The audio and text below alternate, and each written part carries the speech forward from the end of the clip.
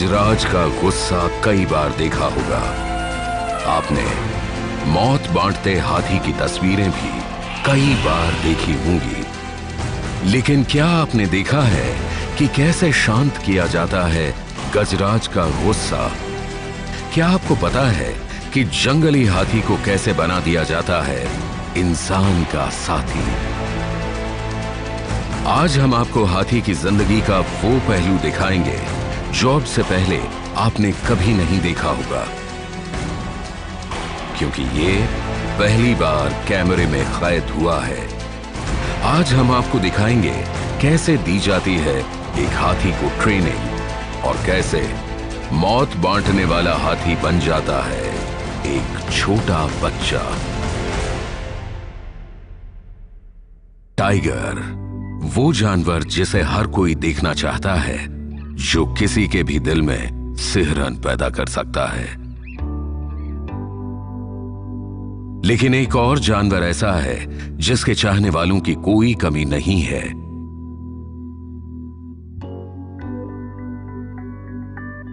और ये जानवर है हाथी।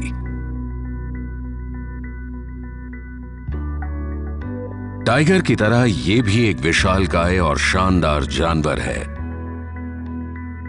माना जाता है कि हाथी कभी भी एक जगह पर ज्यादा समय तक नहीं रुकते। पानी और हरियाली की तलाश में ये सैकड़ों किलोमीटर का सफर तय करते हैं।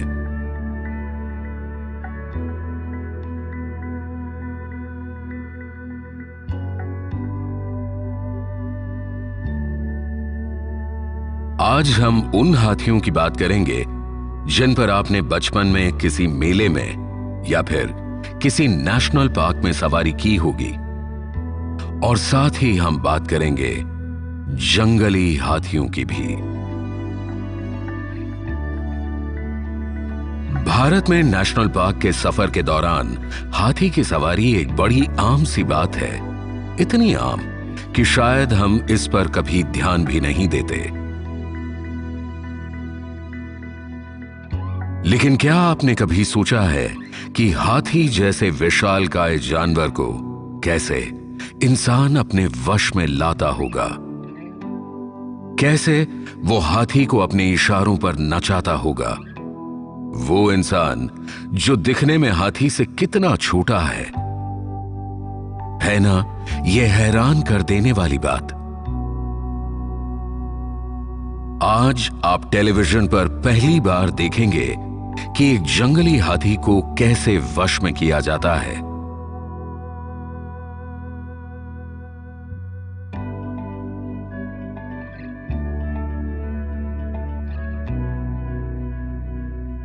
बांधवगढ़ में हुई ऐसे ही एक हाथी की ट्रेनिंग को हमारी टीम ने कैमरे में कैद किया। ये ट्रेनिंग काफी लंबी है और बेहद खतरनाक भी।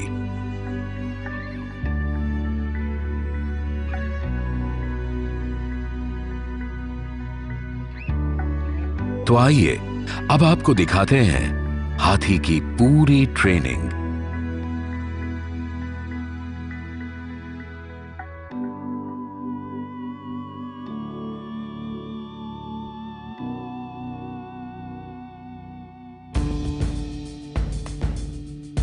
असल में यह दिमाग का खेल है। सबसे पहले इसमें हाथी को एक नाम दिया जाता है। इस हाथी को नाम दिया गया है रामा।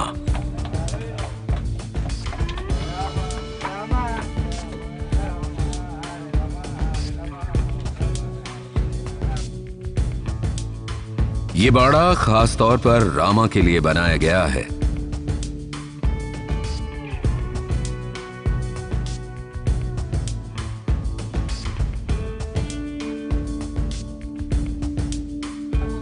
साल 2011 में मध्य प्रदेश के बांधवगढ़ नेशनल पार्क में रामा को ट्रेन किया गया।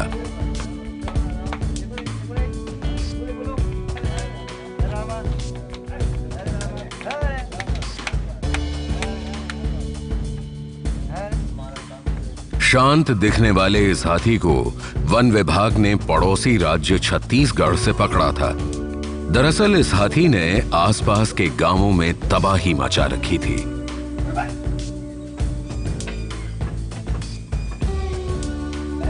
चार लोगों को मौत के घाट उतारने के बाद आखिरकार ये वन विभाग की पकड़ में आ गया और फिर इसे बांधवगढ़ लाया गया।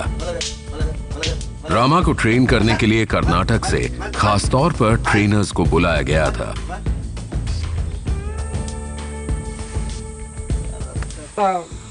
तेज है, अच्छा, धीरे धीरे सीखेगा। सिखाना चाहिए।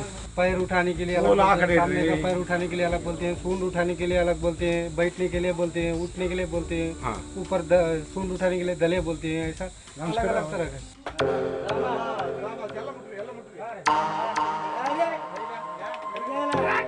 शुरू के कुछ दिन तक रामा की ट्रेनिंग में काफी दिक्कतें आई क्योंकि रामा का गुस्सा शांत होने का नाम ही नहीं ले रहा था।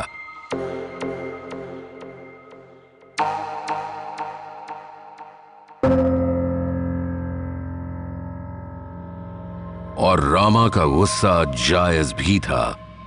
कहां वो शान से बेफिक्री से जंगल में घूमा करता था, कहां ये छोटे से बाड़े में कैद कर दिया गया।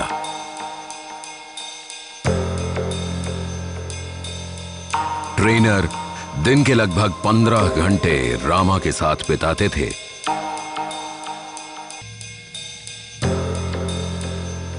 कभी प्यार से तो कभी मार से, पर आखिर कुछ दिन बाद इसने मान ही लिया कि इसका नाम रामा है।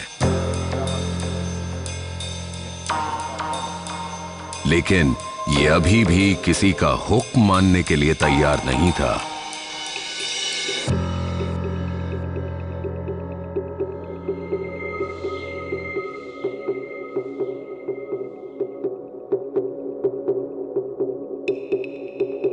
लगभग 2 महीने की लगातार ट्रेनिंग के बाद रामा ने शायद ये मान ही लिया कि अब उसके पास कोई और रास्ता नहीं बचा, और फिर उसने कुछ बुनियादी बातों को मानना शुरू कर दिया।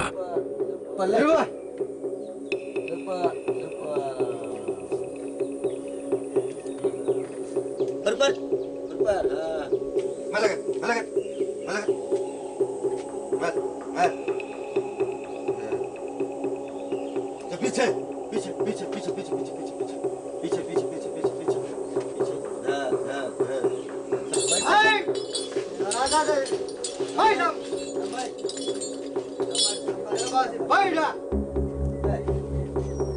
एक हाथी की ट्रेनिंग का सबसे अहम पड़ाव तब आता है जब वो अपने महावत को अपने पास आने देता है, उसे अपने ऊपर बैठने देता है।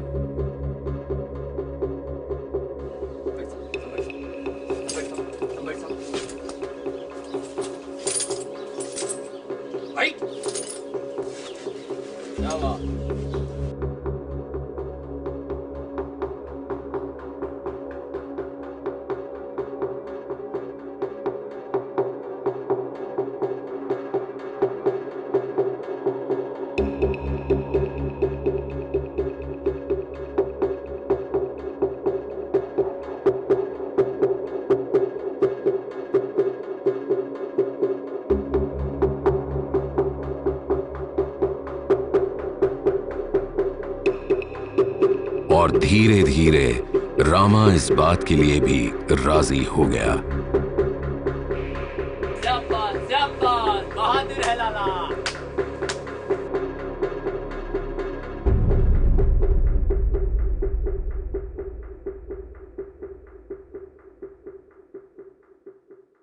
हमसे मदद मांगी गई और फिर हमने इस हाथी को पकड़ा और उसे बांधवगढ़ ले आए। फिर हमने कर्नाटक के कुछ एक्सपर्ट्स की मदद ली जो कि जंगली हाथियों को ट्रेनिंग देकर पालतू बना देते थे। तो हमने इस हाथी को रखने के लिए बाड़ा बनाया और फिर हमारे महावतों ने उसे ट्रेनिंग देना शुरू किया और ये हाथी सीखने भी लगा।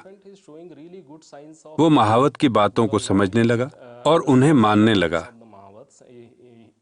मुझे लगता है अगले कुछ महीने में हम उसे बाड़े से बाहर निकाल देंगे और फिर हम देखेंगे कि वो कैसे बर्ताव करता है। जब वो पूरी तरह ट्रेन हो जाएगा तो इस हाथी का अलग-अलग जगह इस्तेमाल किया जाएगा। लगभग 6-7 महीने बाद रामा को आखिरकार उसके बाड़े से बाहर लाया गया।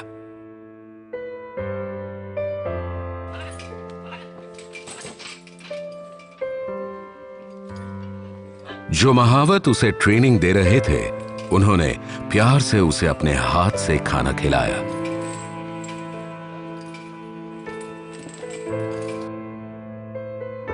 कई महीने बाद बाहर निकले रामा के लिए अब ये दुनिया एक अनजान जगह थी। रामा के पास एक और हाथी खड़ा किया गया ताकि रामा को लगे कि वो दुश्मनों के बीच नहीं है। रामा थोड़ा घबराया हुआ था।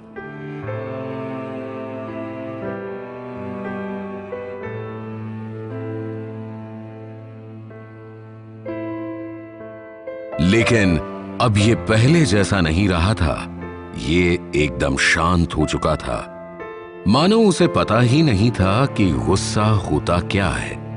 आखिरकार रामा वैसा ही बन गया जैसा उसके ट्रेनर उसे बनाना चाहते थे।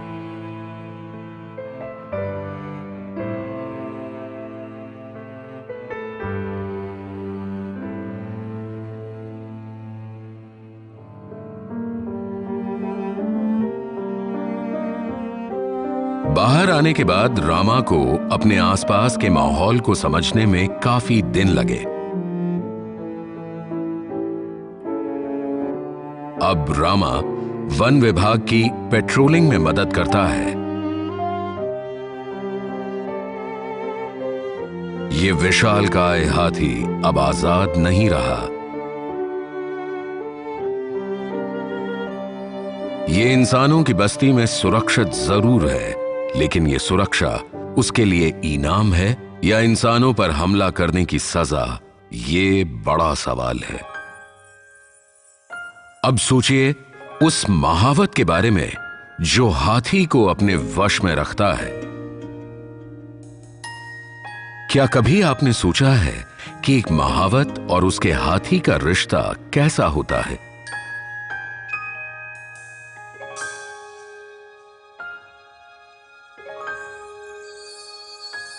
यकीन मानिए, यह रिश्ता बड़ा प्यारा होता है।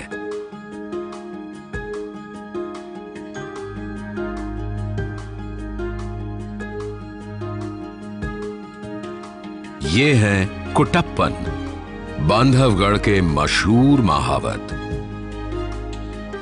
बांधवगढ़ की तरह ही कुटप्पन की भी अपनी एक अलग पहचान है। कुटप्पन की नजर से कोई भी चीज छिप नहीं सकती, न जंगल के रास्ते और न वहां के जानवर। वे पिछले 30 साल से जंगल और वहां के जानवरों को अपने कैमरे में कैद कर रहे हैं। बांधवगढ़ में पिछले 25 साल में जितने भी बाघ रहे हैं, उन सब की जिंदगी को इन्होंने अपने कैमरे में कैद किया है। कुटप्पन की ये तस्वीरें कई राष्ट्रीय अंतर्राष्ट्रीय अखबारों और पत्रिकाओं में छप चुकी हैं। कुटप्पन के पास वन्य जीवन से संबंधित तस्वीरों की एक बहुत बड़ी कलेक्शन है। आप हैरान हो जाएंगे, लेकिन इनके पास करीब 50,000 से ज्यादा तस्वीरें हैं। एक ट्रेन्ड हाथी एक बच्चे जैसा होता है। वो अपने आप कुछ नहीं करता, यहां तक कि नहाने के लिए उसे महावत की मदद चाहिए होती है।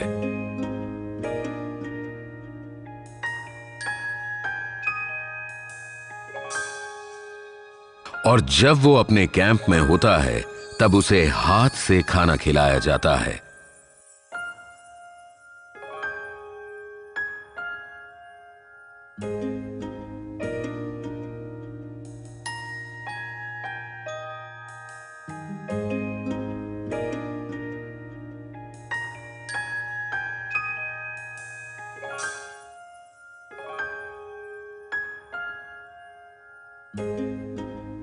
हाथी को खाना खिलाने में काफी वक्त जरूर लगता है, लेकिन इससे हाथी और महावत का रिश्ता मजबूत हो जाता है और धीरे धीरे महावत पर हाथी का भरोसा बढ़ने लगता है।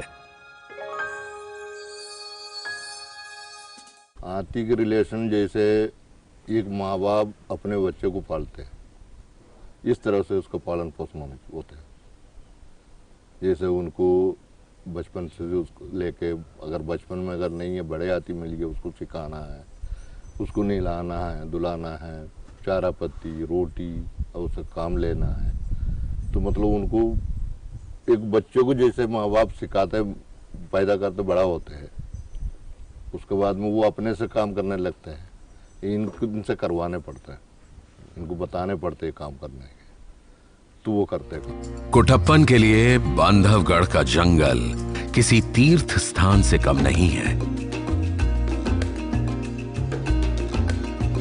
और जंगल की हर रोज की यात्रा में हाथी ही उनका सबसे बड़ा साथी है।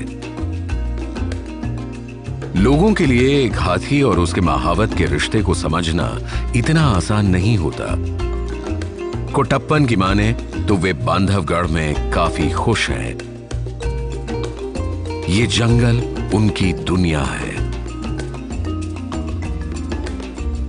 हालांकि उन्हें इस बात का दुख भी है कि आने वाली पीढ़ी अब ये काम नहीं करना चाहती। हम रिटायर हो गया, हमारा तो खानदान कोई नहीं है, अब दूसरा महावत रिटायर होगा, उसके भी कोई नहीं है। ये धीरे धीरे खत्म हो जाएगा, क्योंकि इनको बाद में जो सीखते हैं उनको एक्सपीरियंस कम होता है, उनकी चीज़ की जानकारी नहीं रहती है। तो वैसे लोकल आदमी को पकड़ के हम रखा है, वो हाथी के साथ काम कर रहा है, कुछ दिन काम किया, अच्छा काम कर रहा, हाथी सीखा है, वो सीखे हाथी में तो काम कर लेंगे, नया काम सीखने में नहीं टाइम लगेगा। जंगल में हर दिन हाथी ने कुटप्पन का साथ दिया है। कहना गलत नहीं होगा कि अगर हाथी ना होता तो कुटप्पन शायद इस जंगल में इतने साल तक रह ही नहीं पाते और इतनी सारी तस्वीरें भी इकट्ठी नहीं कर पाते जिनकी बदौलत वे मशहूर हुए। कुटप्पन अब रिटायर हो चुके हैं, लेकिन जंगल का उनका सफर आज भी उन्हें हर रोज याद आता है। साथ ही अपने साथी और दोस्त हाथी की याद भी उन्हें बहुत सताती है।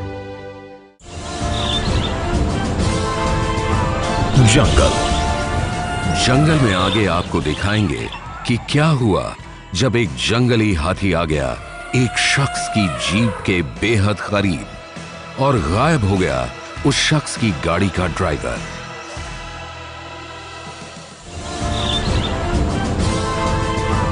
जंगल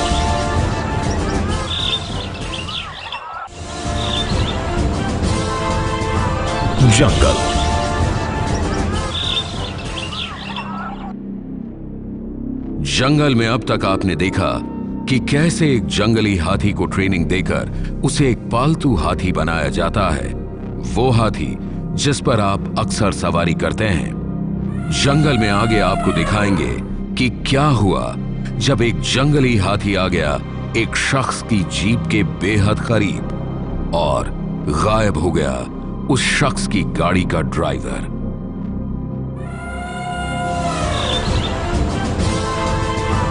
जंगल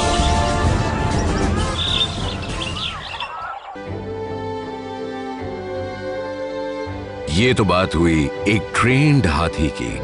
अब ये भी देख लीजिए कि एक जंगली हाथी कैसा होता है।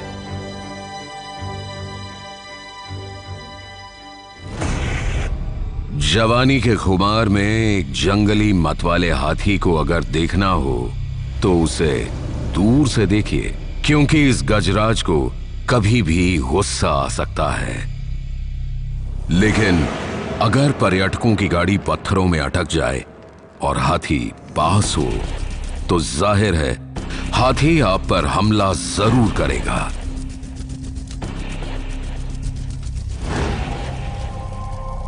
कुछ ऐसा ही हादसा हुआ इजराइल के डैन कॉफरमैन के साथ जब ये उत्तराखंड के मशहूर नेशनल पार्क में गए थे। इस हादसे के कुछ ही घंटे बाद हमने कॉफरमैन से बात की।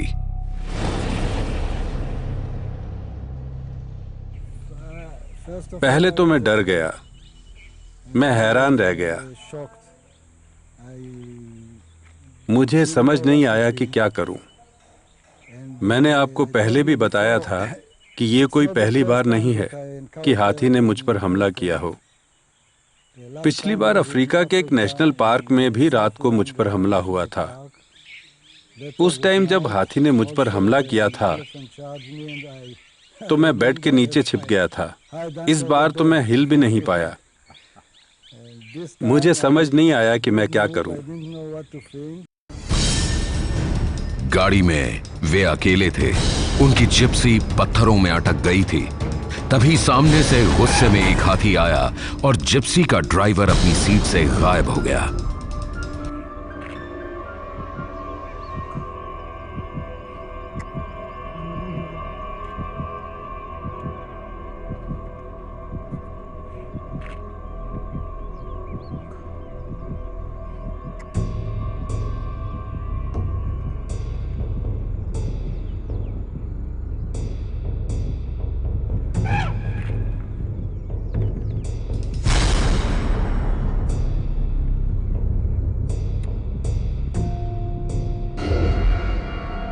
उस दिन वही हाथी कॉर्बेट जंगल की खिन्नौली और धिक्काला को जोड़ने वाली मुख्य सड़क पर कई बार दिखा। इसने सबको अपने गुस्से से डराया और वहां से भगा दिया, जैसे वो नहीं चाहता था कि कोई भी यहां से गुजरे।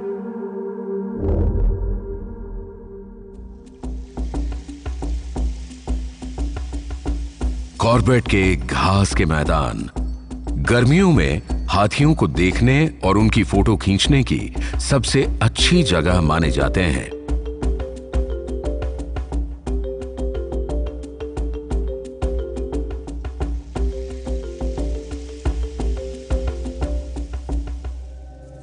इन्हें इन मैदानों के किसी भी कोने में देखा जा सकता है।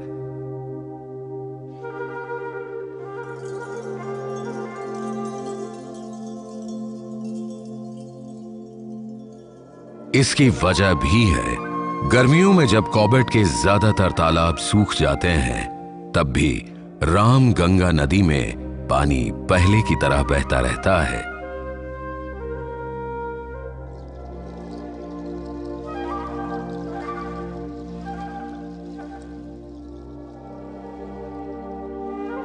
और अगर आप जंगली मतवाले हाथियों को उनके अलग अलग मूड में देखना चाहते हैं तो इस समय आ जाइए यहां।